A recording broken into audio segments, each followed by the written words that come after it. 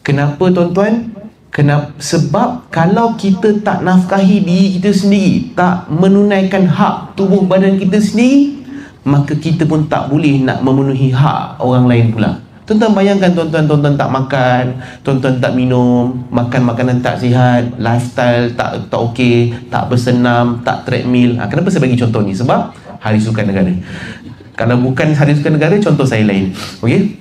So somehow tuan-tuan, kalau tak macam ni lah, tuan-tuan kalau pernah naik flight, perasan tak kan akan ada announcement kepada para penumpang, jika berlaku sebarang kecemasan, corong oksigen akan diturunkan.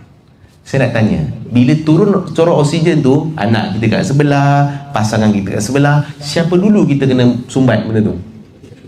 Apa pasal diri sendiri bukan macam selfish ke tuan-tuan? Betul. Kerana dengan kita letak kat muka kita ni, kat mulut kita ni, barulah kita boleh tolong orang lain. So sama juga dalam urusan nafkah tuan-tuan.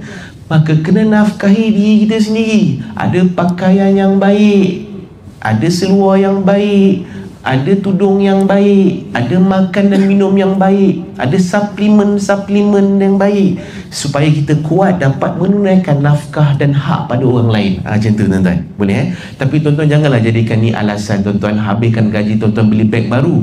Saya kata kena menafkahi diri sendiri. Tuan-tuan pergilah beli beg Birkin, Hermes, Chanel, LV semua. Jahanam tuan-tuan. So nafkahi benda yang menjadi kewajipan buat kita. Boleh ke tuan-tuan? Alright.